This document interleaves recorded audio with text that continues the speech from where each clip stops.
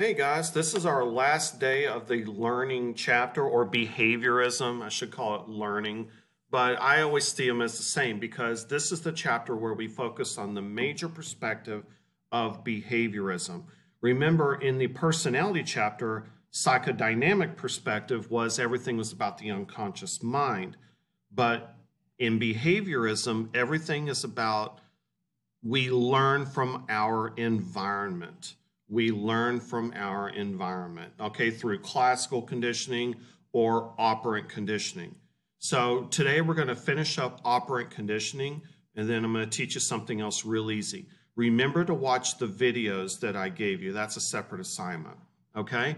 So today we're going to talk about schedules of reinforcement. Okay, not the easiest topic, so pay attention and let's hopefully, let's do this. I mean, it's not as hard as what I've taught you before, but just pay close attention. So, let me ask you this. If you are trying to teach a dog to sit, do you give the dog a treat every time he sits at first? Or do you give the dog a treat every third time or every fourth time? Well, the answer is you give the dog a treat every single time. That is called continuous reinforcement.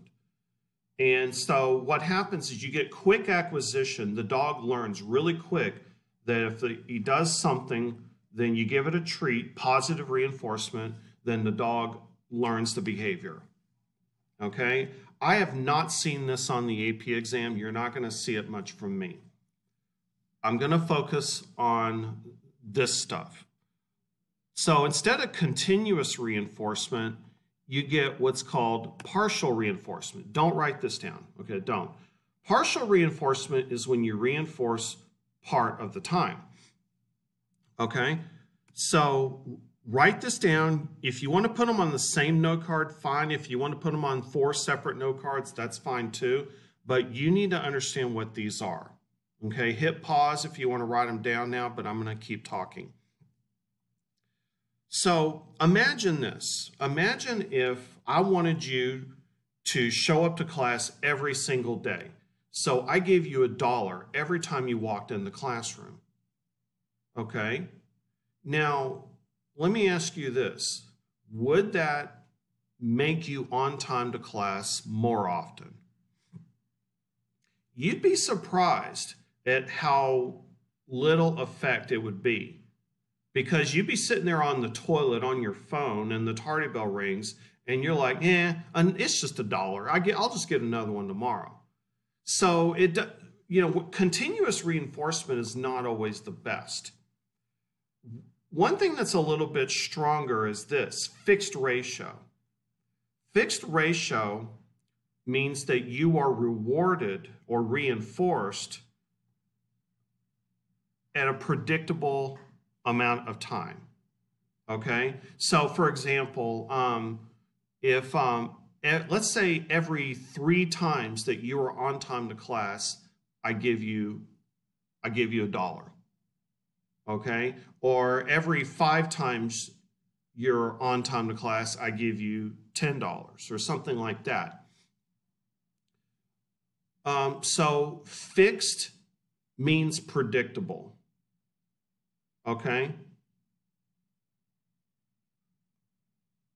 All right, I'm going to go on and I'm going to explain these 4 with pictures. Okay, so if you want to write this down, hit pause. I'm going to keep going. All right, so fixed ratio, a schedule that reinforces a response only after a specified number of responses. So I give Cookie Monster a cookie every 5 times he sings, "C is for cookie. That's good enough for me."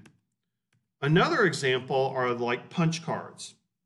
If you buy 9 cups of coffee, you get a 10th for free. Starbucks has that star system right now. That is fixed ratio. Fixed means predictable. Ratio means an action must be performed.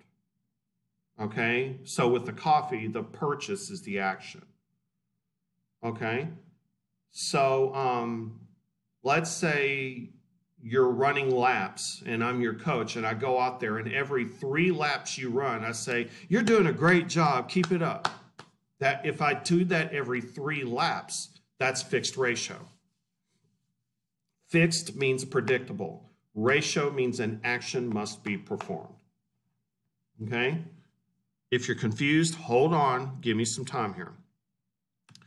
Variable ratio. Variable means it varies. Ratio means an action must be performed. So imagine this. Instead of giving you money every 3 times you are on time to my class, what if I just gave random prizes? Ooh, did you hear Mr. Collins is giving out a $20 to a random student who's on time today? Now you're talking about gambling. Variable ratio means it's variable and that an action must be performed. So if you're gambling on a slot machine, you have to push a button or crank the handle. That is ratio. That's an action.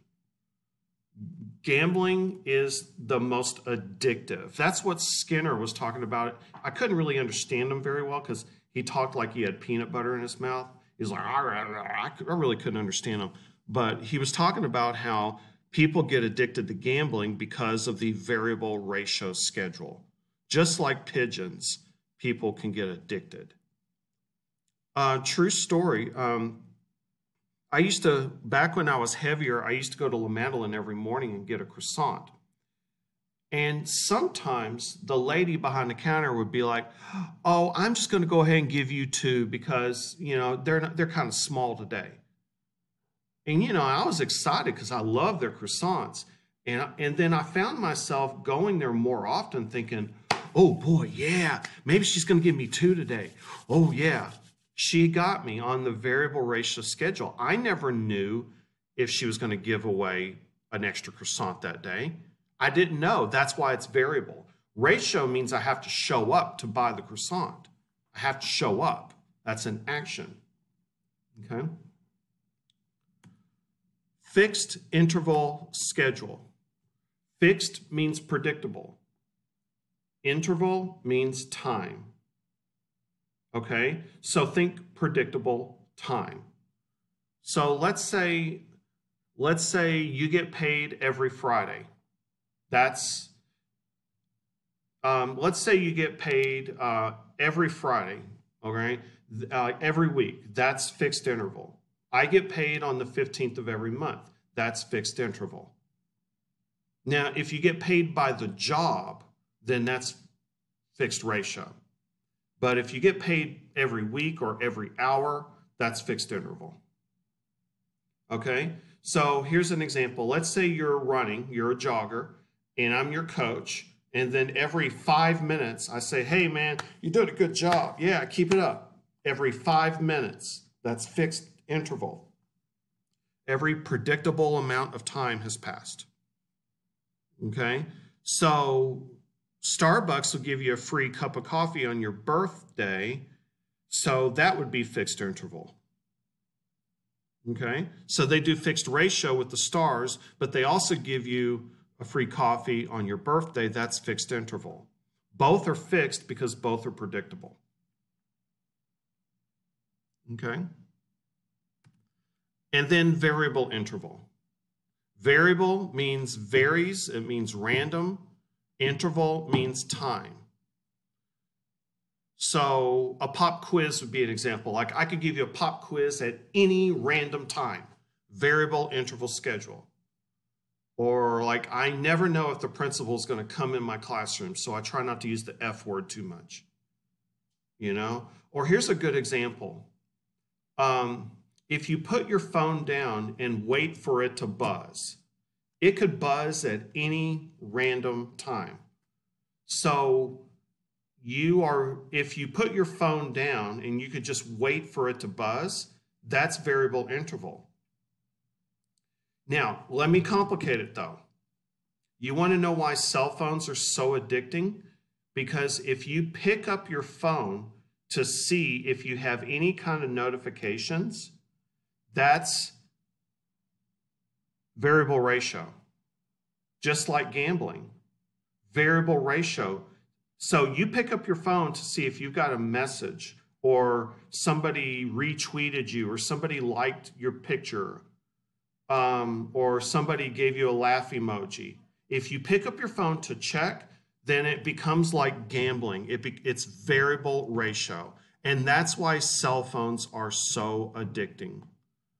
But if you put your phone down and wait for something to happen, and it could happen at any random time, then that's variable interval, which is also pretty addicting as well.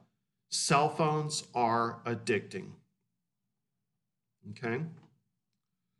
All right, so let's try this. Okay, I'm not saying it's easy, but let's do it. Okay, so identify these as fixed ratio, variable ratio, fixed interval, variable interval. Number one, I get paid $10 for every 20 puzzles I solve. All right, now let me ask you, is this predictable or is it random? It's predictable. I know how much I'm going to get paid and for what. That's predictable, so it's going to be fixed. Now, is it fixed, predictable amount of time, or do I have to do an action? The answer is, for number one, is fixed ratio. Fixed ratio. Number two, studying for a class that has pop quizzes. The quiz could happen at any random time. Random time. So is it fixed? No, it's variable. It's not variable ratio because you don't, I know this can be confusing, but it's going to be variable interval because it can happen at any random time.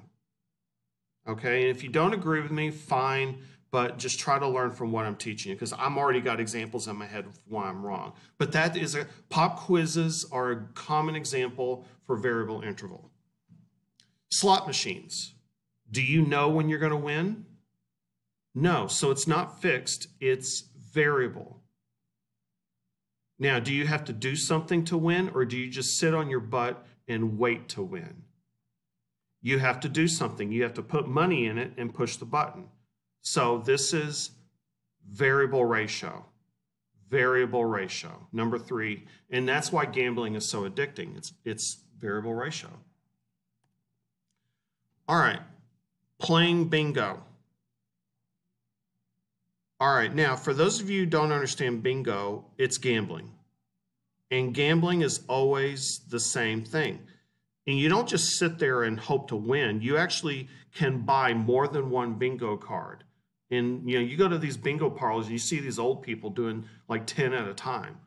But you pay for that, and it increases your chances of winning, but it increases more money that you're gambling.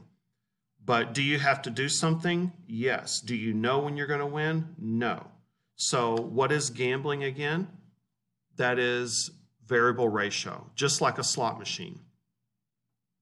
Number six, getting a paycheck at the end of 2 weeks.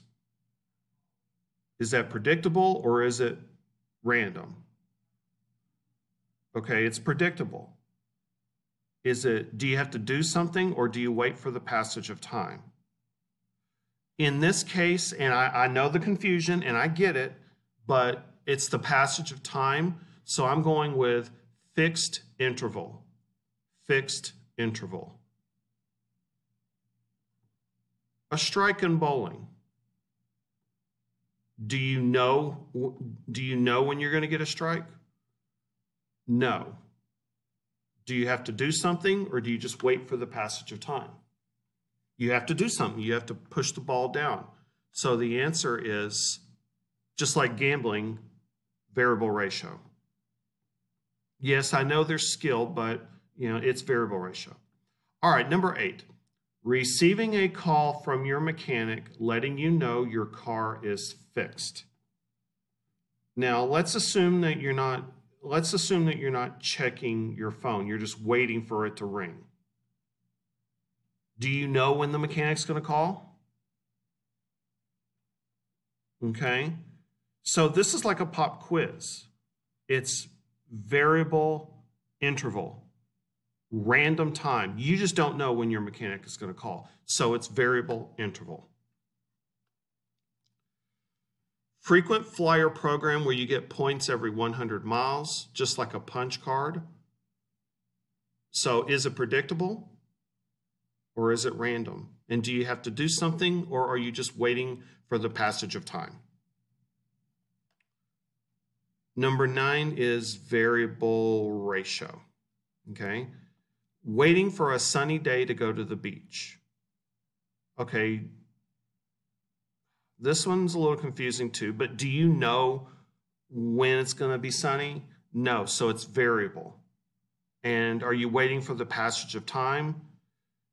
I would say yes. Now, I could see the argument in there, but, you know, again, this is, you know, I mean, I'm thinking of ways it could be variable ratio. Okay. Okay. I don't like this last one. Okay, so, all right, multiple choice. A rat always completes a maze successfully, but is only rewarded every third trial. Only every third trial. The rat is being rewarded using which of the following reinforcement schedules? Okay, is it predictable or not? Does the rat have to do something or wait for the passage of time? The answer is fixed ratio. It's predictable every 3 times. And the rat has to do something. It has to get through the maze. Juan receives a visit every Friday from his personal fitness coach to receive feedback and encouragement. What schedule of reinforcement? All right, so every Friday. Is that predictable or is that random?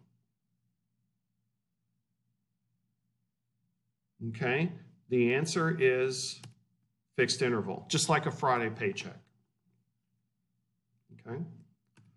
Gambling can be very addictive because a player may receive winnings at random times they bet. Which schedule of reinforcement? Just like a slot machine or bingo, the answer is variable ratio. Variable ratio. It's variable because you don't know when you're going to win. It's ratio because you have to put money in. You know, you have to push a button or something. All right, write this down. Easy stuff. So there was a guy named Albert Bandura. He's still alive, okay, but in the 60s, he studied something called social learning theory. And what it means is this. Yes, we learn from operant conditioning. Yes, we learn from our environment. We learn from classical conditioning, but we also learn by observing other people. We also call this observational learning. Make sure you write down the red. So basically what happens is that people will serve as a model for us. So if our parents litter, then we observe that and we may litter ourselves. Okay? This is from the movie Mean Girls, which it's getting to a point where a lot of you haven't seen that, but Regina George, somebody cut her boobs out of her shirt, and then she was the popular girl, all the girls started wearing their shirts like that, copying the popular girl. Okay?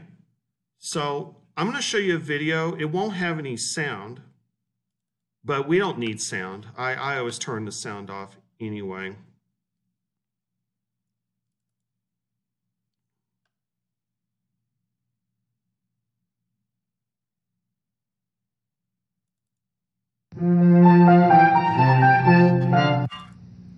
So exposure to aggressive modeling is hardly cathartic. What happened is that an adult went into a room and the kids were watching a video of this adult playing with a Bobo doll, Bobo the clown. Okay? And so she even went in there and made up some words like Kazam, Kazam. So the adult played violently with the Bobo doll. So the kids watching this video, what they would do is they would go into the room and they would also play violently with the Boba doll, just like the adult did. So if they witness the adult playing violently, then the kids will also It was once widely play violently. believed that seeing others vent aggression would drain the viewer's aggressive drive. As you can see, exposure to aggressive modeling is hardly cathartic. Guns, who had no exposure. For those of you who say that, well, that's just how boys are. But here's a little girl. She's also playing violently with the Boba doll. Okay? Kids that did not watch the adult play violently, they were nice to the Boba doll. They had a tea party with the Boba doll. Or non-aggressive. She's going to town there. Okay. All right. So what is the point? What can we take from Albert Bandura's social learning theory?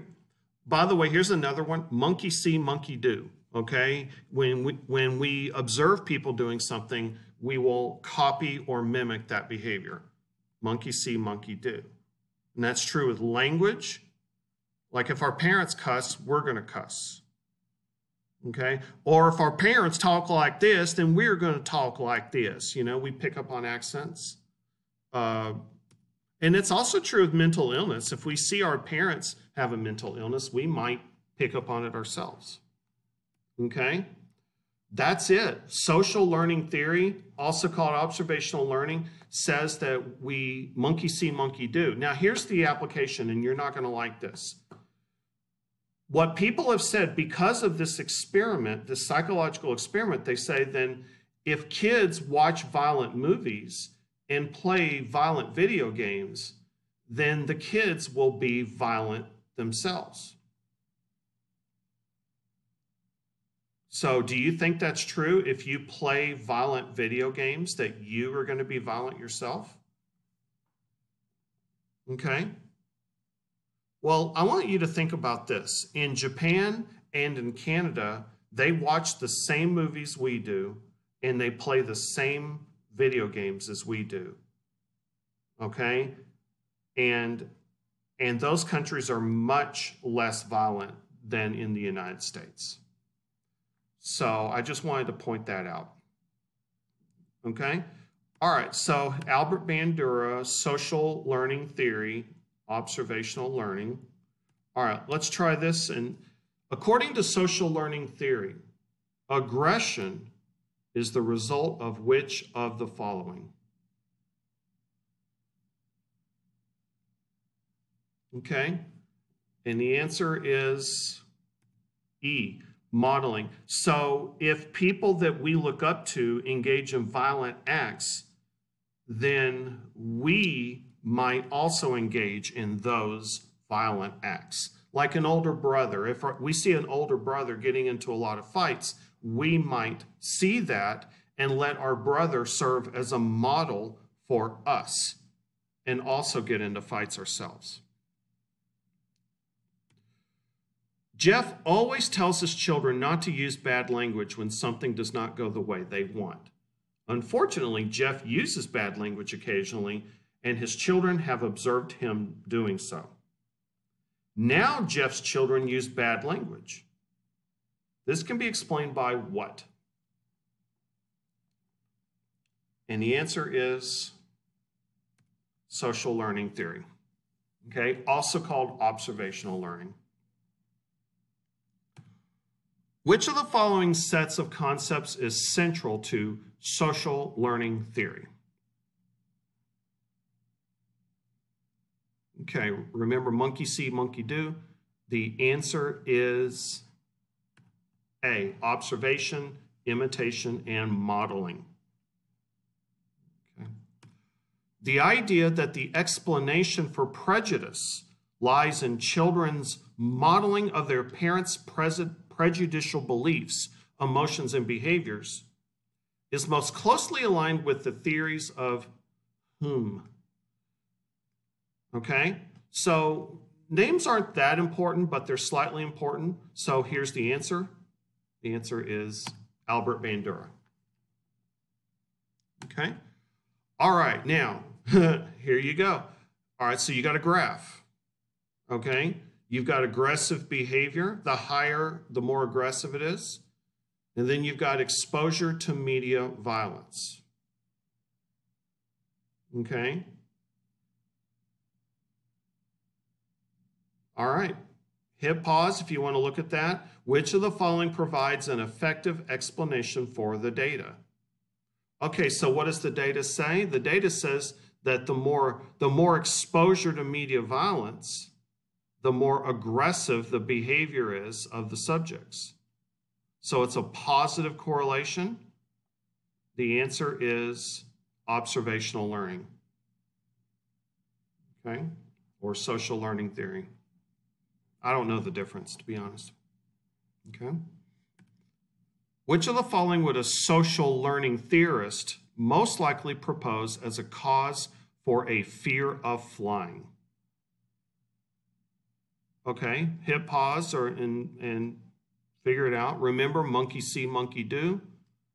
And the answer is observation.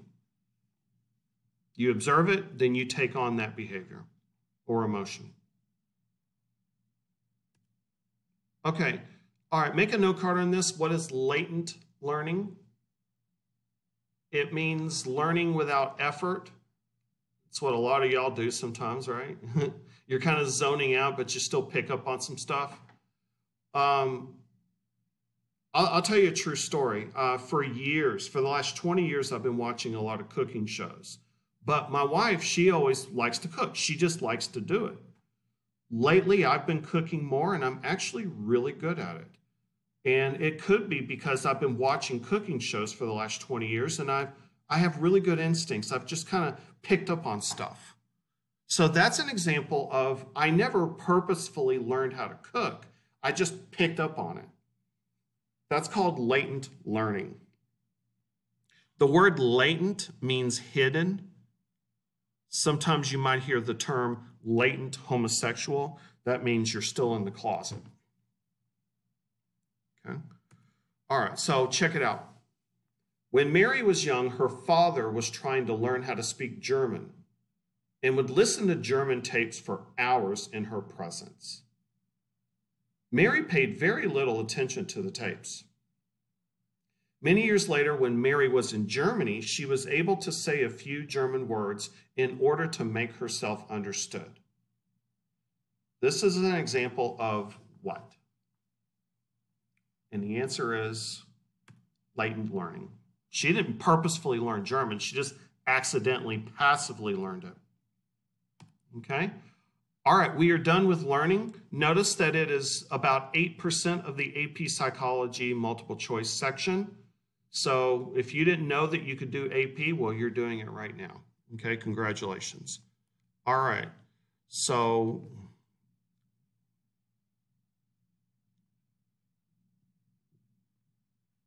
we are done.